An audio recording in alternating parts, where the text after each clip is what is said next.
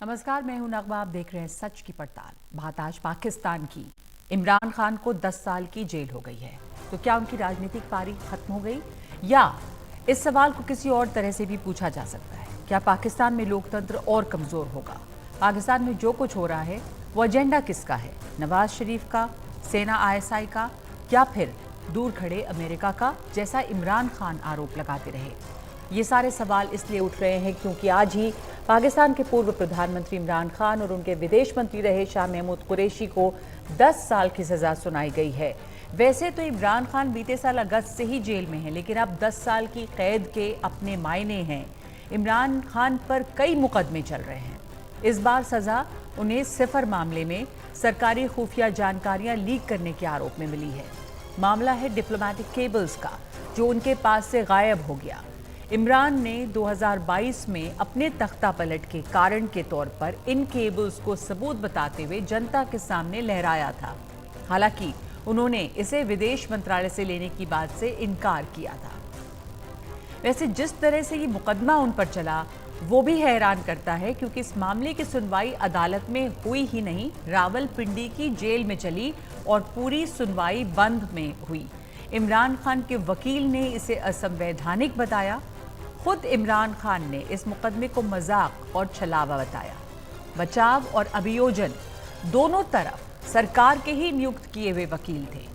इमरान खान के वकीलों को क्रॉस एग्जामिनेशन का मौका नहीं मिला। इमरान खान का ये अनुरोध भी नहीं माना गया कि वरिष्ठ सैन्य अधिकारियों की गवाही ली जाए। तो 2022 में इमरान के सत्ता से हटने के बाद से कई बड़े नेता गिरफ्तार कर लिए गए। कुछ ने राजनीति छोड़ दी, कुछ ने पाला बदल लिया, और उनके समर्थन में माने जाने वाले फौजी अफसरों पर भी कार्रवाई हुई। ऐसे में याद किया जा सकता है कि इमरान खान की गिरफ्तारी के बाद काफी विरोध हुआ था, जिसमें पाकिस्तान में सेना मुख्यालयों सहित जगह जगह तोड़फोड़ भी हुई थी। इमरान पर इतने मुकदमे दर्ज हैं कि वो सामान्य ढंग से अदालती कार्रवाई से छूट नहीं पाएंगे। लेकिन मामला सिर्फ इमरान खान का नहीं है, ये पाकिस्तान का है। पाकिस्तान में 8 फरवरी को चुनाव हैं, यानी कि ठीक एक हफ्ते के बाद। इन चुनावों में भी पाकिस्तान तहरीक इंसाफ को तरह तरह से रोका जा रहा है। खुद इमरान अभी चुनाव लड़ पाने की हालत में नहीं है। तहरीक इंसाफ के दूसरे नेताओं को रैली तक करने नहीं दी जा रही है। तहरीक इंसाफ का चुनावी चिन्ह बैट भी छीन लिया गया है। पत्रकारों और टीवी चैनलों से भी कहा गया है कि वो तहरीक इंसाफ को जगह न दें। तो इसमें शक नहीं कि इमरान की पार्टी अब भी अवाम में लोकप्रिय है, लेकिन ये बात साफ नजर आ रही है कि चंद दिनों बाद होने वाले चुनावों में इमरान खान को रोका जा रहा है। वैसे गौहर अली खान पार्टी के नए चेयरमैन चुने जा चुके हैं ताकि पार्टी चुनाव में शामिल हो सके। नवाज शरीफ पाकिस्तान लौट चुके हैं और ये माना जा रहा है कि उन्हें अब सेना का समर्थन है। कोर्ट ने उन पर लगे तमाम सियासी प्रतिबंध, जो चुनाव नहीं लड़ने देने वाले प्रतिबंध उन पर लगे थे, उसे हटा दिया है और वो चौथी बार सत्ता में लौटने की दौड़ में अब हैं। मगर सवाल बचे हुए हैं कि क्या जनता ऐसे चुनाव को कबूल करेगी? क्या इसे एक लेजिटिमेट चुनाव माना जाएगा? क्या पाकिस्तान का मौजूदा नेतृत्व 10 साल तक इमरान खान को कैद रख पाएगा, या फिर सेना ISI और दूसरे धड़े मिलकर सियासत के नए खेल में एक बार फिर से शामिल होंगे? तो चर्चा के लिए हमारे साथ जुड़े हैं खालिद महमूद साहब, जो स्पेशल कॉरेस्पॉन्डेंट हैं जंग ग्रुप और GO के, और प्रभु दयाल हमारे पूर्व हाई कमिश्नर रहे हैं पाकिस्तान में। खालिद महमूद, इस वक्त पाकिस्तान की के हालात, सियासी हालात क्या हैं? यही सवाल सबसे पहले उठ रहा है सबके जहन में कि 8 को चुनाव हैं। इन चुनावों पर क्या असर पड़ता है इमरान खान की जेल जाने से? जी, आज का जो फैसला है इससे इमरान खान जो कि पहले ही जेल में हैं और उनको पहले 3 साल सजा हो चुकी थी तोशाखाना केस में, अब 10 साल के लिए एकदम सजा देना तेजी में, जल्दी में, ये जज साहब की तरफ से समझ से बाहर है कि रात 12 बजे तक भी अदालतें लगाई और जबकि 10 दिन रह गए इंतखाबात में और उनको दोबारा सजा दे देनी। ये यकीनी तौर पे जिस तरीके से बैरिस्टर गौहर खान ने आज कहा है, चेयरमैन जो PTI के हैं, कि वो कल अदालतों में जाएंगे, बड़ी अदालतों में, और वहां पे उनको सुनवाई मिलने की उम्मीद है। लेकिन असल ये है कि इमरान खान इस वक्त उनका फैसला मुअत्तल किया जाए या ना किया जाए। उनका इलेक्शन में हिस्सा लेना जो है वो नामुमकिन है, क्योंकि वो पहले ही से सजा याफ्ता है। बेशक उनकी सजा इस वक्त जो है वो सस्पेंड है, लेकिन उनको इंतखाबात में हिस्सा लेने की इजाजत नहीं है। और तो जैसे आपने चूंकि वो कहा जेल अभी में कि है, इसलिए वो जेल में तो पहले से थे खालिद साहब। अब 10 साल की जो सजा उन्हें दी गई, और तो पीटीआई जो उनकी पार्टी है, इस चुनाव में, इस इलेक्शन में उसके प्रोस्पेक्ट्स पे क्या असर पड़ता है? क्या सिंपैथी है? क्या अवाम में अभी भी पॉपुलर हैं इमरान खान? इमरान खान पॉपुलर तो बहुत हैं, और जितने भी सर्वेज हो रहे हैं इलेक्शन के हवाले से, उसमें इमरान खान की जो पीटीआई है उसका पलड़ा भारी नजर आ रहा है। लेकिन चूंकि इस वक्त इलेक्शन कमीशन और पाकिस्तान और सुप्रीम कोर्ट और पाकिस्तान ने पीटीआई जो है उसको बखेर दिया है, उसका कोई भी बल्ले का निशान जो है उसको नहीं मिला। और तमाम इलेक्शन कैंडिडेट जो है उनको किसी को बल्ला बल्ला के बजाय किसी को गिलास दे दिया, किसी को जग दे दिया, किसी को कुछ दे दिया, किसी को कुछ दे दिया। और ये निशान जो है ये बहुत बड़ा मैटर करते हैं। अगर आपके पास एक यूनानिमस निशान नहीं है तो इससे आपकी जो कारकर्दगी है उससे फर्क पड़ सकता है। लोगों को बट जाएंगे, जितने भी आजाद उम्मीदवार हैं वो यही कहेंगे जी हम इमरान खान के हैं, हम इमरान खान की पार्टी से ताल्लुक रखते हैं। तो इस तरह वोट जो है वो तकसीम हो जाएंगे, और इमरान खान की पार्टी जो है उसको किसी किस्म का कोई फायदा इंतखाबात में होने वाला नहीं है, क्योंकि उनके पास एक निशान नहीं है। जी। तो ऐसे में जो ये चुनाव है प्रभु दयाल साहब, उसके ऊपर भी सवाल उठेंगे आपको लग रहा है? क्यों जिस तरह के ट्रायल्स हुए हैं इमरान खान के मामले में, कहा जा रहा है कि वो भी बड़े अनफेयर है। रावलपिंडी जेल में ट्रायल हुए, उनके वकीलों को जो उन्होंने आरोप लगाया है आने का मौका भी, क्रॉस क्वेश्चनिंग का मौका भी नहीं दिया गया। बट ये भी एक सवाल उठता है कि ये किसका एजेंडा है? प्रभु दयाल साहब, आपको क्या लग रहा है? इमरान खान आरोप लगाते रहे कि ये विदेशी चाल है, या अमेरिका ने के एजेंडे पे ये सब कुछ हो रहा है, या ये नवाज शरीफ का एजेंडा है, आईएसआई सेना है इसमें शामिल, इमरान खान को जो सत्ता पलट हुआ। नगमा जी, जो मेरे को पैनलिस्ट पाकिस्तान से जुड़े हैं, जो उन्होंने कहा, मैं उससे पूरी तरह इत्तेफाक रखता हूं। उन्होंने बिल्कुल सही कहा। देखिए, मैं तो इसके आगे भी ये कहूंगा कि पाकिस्तान में पॉलिटिकल पार्टीज मैटर नहीं करती, क्योंकि पाकिस्तान कोई डेमोक्रेसी नहीं है। Pakistan is a deep state, और डीप स्टेट में जो चलती है वो फौज की चलती है। पाकिस्तान में असली सत्ता फौज के हाथ में। इलेक्टेड गवर्नमेंट्स आती हैं, उनको जब फौज से वो को खुश रखती हैं तब तक वो काम कर सकती है, और फौज को नाराज करें तो उनको बाहर कर दिया जाता है, उनको बंद भी कर दिया जाता है। देखिए, अब नवाज शरीफ साहब जो हैं वो प्राइम मिनिस्टर बिल्कुल बनने के उस पे दरवाजे पे खड़े हैं। ये लगता है कि वो इस इलेक्शन में वही बनेंगे प्राइम मिनिस्टर। और आपको याद होगा जब 2018 के इलेक्शन में इमरान खान प्राइम मिनिस्टर बने थे, तो उसके थोड़ा पहले नवाज शरीफ साहब के खिलाफ करप्शन चार्जेस लगा के उनको जेल में बंद कर दिया गया था। फिर वो बाहर चले गए थे विदेश।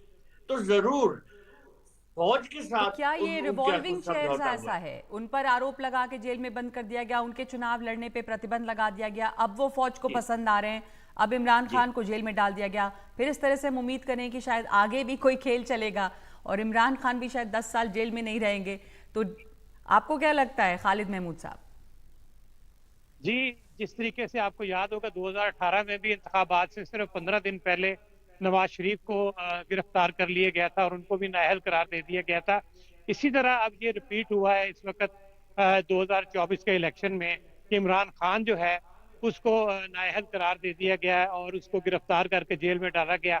तो ये सिलसिला बिल्कुल बिल्कुल उसी तरह चल रहा है जो इमरान खान ने अपने मुखालफिन के साथ किया। और उस जमाने में जब फौज ने इमरान खान को इक़्तिदार में लाने की कोशिश की तो वही कुछ अब हुआ।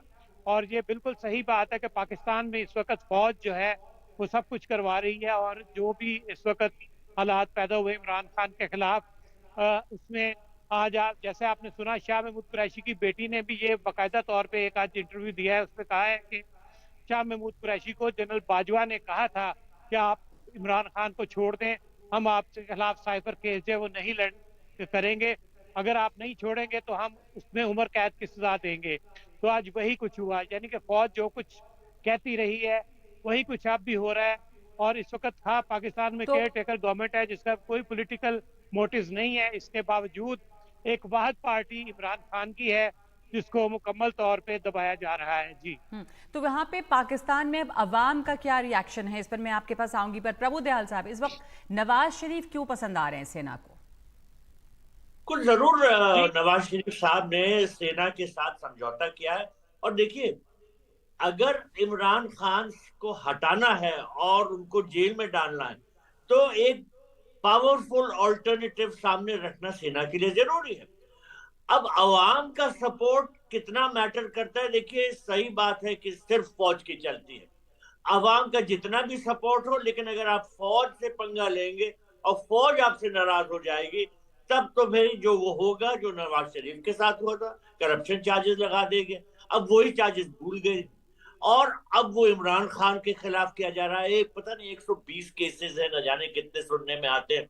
वो सिर्फ इस वजह से क्योंकि उन्होंने फौज को बहुत नाराज किया और इमरान खान ये गलती कर बैठे कि वो समझने लगे कि वो फौज से ज्यादा पावरफुल हैं क्योंकि उनको जनता का सपोर्ट है। जनता का सपोर्ट कोई मायने नहीं रखता है पाकिस्तान में। फौज के लीडर जो चाहते हैं वही माना जाता है। तो मेरा ये मानना है कि भाई आगे तो कुछ भी हो सकता है। जैसे नवाज शरीफ को माफ कर दिया गया, अब उनके केसेस जो थे वो उनका कोई जिक्र ही नहीं हो रहा और वो इलेक्शन जी। लड़ रहे हैं।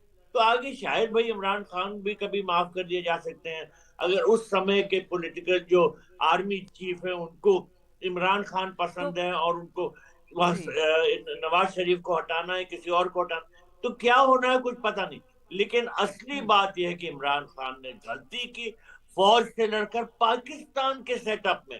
पाकिस्तान कोई डेमोक्रेसी नहीं है, ये एक आर्मी रूल स्टेट है, डीप स्टेट है जो इलेक्टेड गवर्नमेंट नहीं चलाती बल्कि अनइलेक्टेड फोर्स चलाती। तो तो मेरे जो विचार सेना से बिल्कुल जो सेना जी चाहेगी उस वो होगा। तो अब सेना में जब जनरल्स बदले जाएंगे तो हो सकता है कि इमरान खान भी छोड़े जाएं, अभी कुछ कहा नहीं जा सकता। पर सवाल ये भी उठ रहा है कि अभी जो दिख रहा है, खालिद महमूद साहब, क्या इमरान खान की सियासी पारी ख़त्म मानी जाए फिलहाल? और उनकी पार्टी भी जो ये चुनाव हैं एक हफ्ते के बाद में, उस पार्टी की भी क्या भविष्य दिखता है इस चुनाव में, क्या फ्यूचर दिखता है? जी, जिस तरह आपने देखा कि इमरान खान जो कि इस वक्त जेल में हैं, उस वक्त उनका सियासी कैरियर टोटली खत्म हो चुका। उनको किसी किस्म की सियासी एक्टिविटीज की इजाजत नहीं है। और बिल्कुल इसी तरह 2018 में नवाज शरीफ के साथ ऐसा हुआ था। आपने देखा कि जब वो जजेस और वो अदालतें और वो चीफ आर्मी स्टाफ जो हैं वो तब्दील हुए, तो इमरान खान की बारी आ गई और उनके साथ अब वही कुछ हो रहा है जो 2018 में हुआ।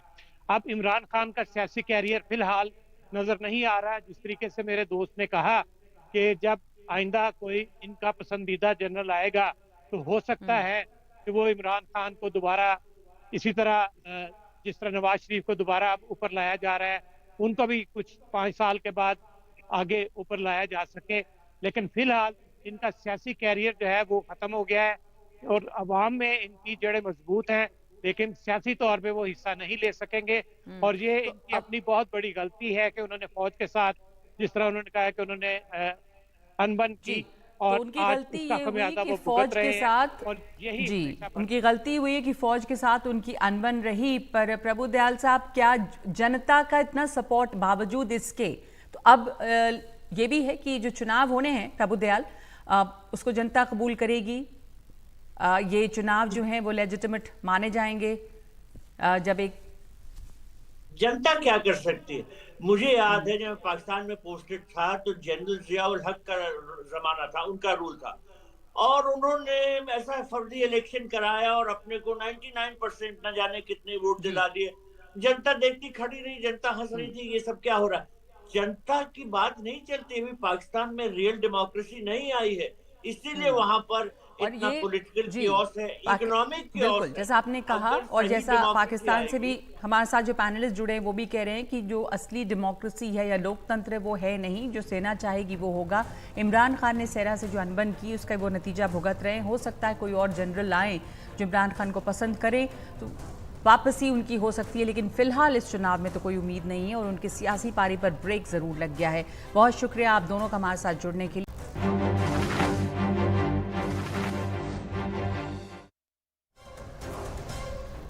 और अरब सागर में भारतीय नौसेना ने बीते 3 दिनों में 3 जहाजों की हिफाजत की है। एक बार ईरान के लोगों को बचाया, एक बार पाकिस्तान के और आज श्रीलंका के। भारतीय नौसेना के इस जलवे के बारे में बता रहे हैं राजीव रंजन। अरब सागर में भारतीय नौसेना की निगरानी काम आ रही है। इस बार उसने 19 पाकिस्तानी नागरिकों को समुद्री लुटेरों से बचाया। इन लुटेरों ने मछली पकड़ने वाले जहाज को हाईजैक कर लिया था। इसकी खबर भारतीय नौसेना के युद्धपोत INS सुमित्रा को मिली। दरअसल सुमित्रा को डिस्ट्रेस कॉल मिली। युद्धपोत तुरंत हरकत में आया। ऑपरेशन लॉन्च किया गया। यह घटना अदन की खाड़ी में हुई, जो कोच्चि से 800 मील की दूरी पर है। इसके पहले 28 जनवरी को INS सुमित्रा को एक ईरानी जहाज की हिफाजत की, तब 17 ईरानी नागरिकों को बचाया था। नौसेना का युद्धपोत INS सुमित्रा एक जंगी युद्धपोत है जिसे गोवा शिपयार्ड ने बनाया है। ये 344 फुट लंबा जहाज है। 46 किलोमीटर प्रति घंटे की रफ्तार से चल सकता है। इसमें 76 मिलीमीटर की सुपर रैपिड गन माउंट लगी है और भी कई सारे हथियार हैं। हेलीकॉप्टर भी है। बीते 2 दिनों में बचाए गए इन दोनों जहाजों का मामला अदन की खाड़ी का है। ये दुनिया भर के समुद्री कारोबार का एक अहम रास्ता है जिससे लगातार जहाज गुजरते हैं। दुनिया का 20% समुद्री कारोबार इसी राह से होता है। यूरोप और एशिया के बीच आवाजाही का ये एक अहम रास्ता है। कुछ दिन पहले INS चेन्नई ने लाइबेरिया के एक जहाज को बचाया था जिसमें 15 भारतीयों सहित 21 लोग थे। इसके बाद अरब सागर में भारतीय नौसेना ने अपने 10 युद्धपोत को उतार रखे हैं। ये युद्धपोत मौजूदा इजराइल हमास टकराव के अलावा लुटेरों से जहाजों की हिफाजत कर रहे हैं। अरब सागर में भारतीय नौसेना का दबदबा का ये इशारा है। भारतीय नौसेना का युद्धपोत जो अरब सागर में तैनात है, डिस्ट्रॉयर जो है वो इससे बड़ा केवल विमान वाहक पोत है। भारतीय नौसेना का ये कहना है कि अरब सागर में जो मर्चेंट वेसल है, अगर उसे मदद की गुहार लगाएगा तो उसे मदद के लिए आगे आएगा। यह दिखाता है भारतीय नौसेना की पहुंच की, रिच की, कि वो केवल भारतीय समुद्री सीमा में ही नहीं बल्कि हिंद महासागर से लेकर अरब सागर तक में कार्रवाई करने में सक्षम है।